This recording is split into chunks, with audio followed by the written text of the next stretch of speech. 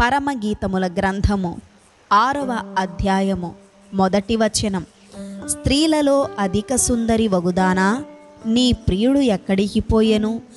అతడే దిక్కునకు తిరిగెను, మనము పోయి అతని వెదుకుదము రమ్ము.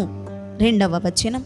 ఉద్యానవనమునందు మేపుటకును పద్మములను ఏరుకొనుటకును నా ప్రియుడు తన ఉద్యానవనమునకు పోయెను, పరిమళ పుష్పస్థానమునకు పోయెను.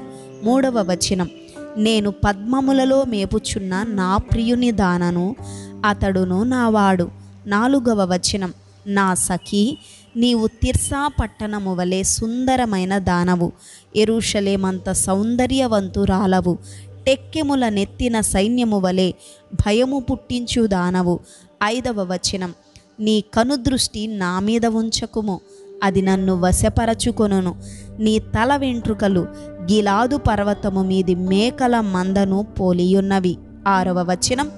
నీ పలువరస కత్తెర వేయబడినవియు, కడగబడి అప్పుడే పైకి వచ్చినవియునై, జోడు జోడు పిల్లలు కలిగి ఒక్కదానినైనా పోగొట్టుకొనక సుఖముగానున్న గొర్రెల కదుపులను పోలియున్నవి. 7వ వచనం. నీ ముసుకు గుండా నీ కణతలు విచ్చిన దాడిమ ఫలము వలె అగపడుచున్నవి. 8వ వచనం. 60 మంది రాణులను 80 మంది ఉపపత్నులను లెక్కకు మించిన కన్యకలను కలరు. 9వ వచనం.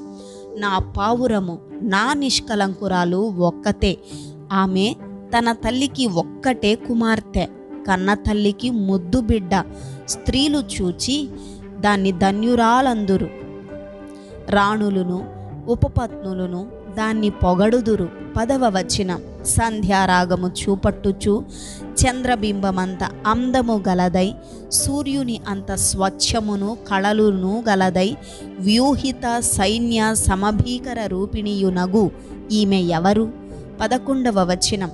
లోయలోని చెట్లు ఎట్లున్నవో చూచుటకు ద్రాక్షావల్లులు చిగిర్చెనో లేదో, దాడిమ వృక్షములు పూతపట్టెనో లేదో చూచుటకు నేను అక్షోట వృక్షోద్యానమునకు వెళ్ళి తిని.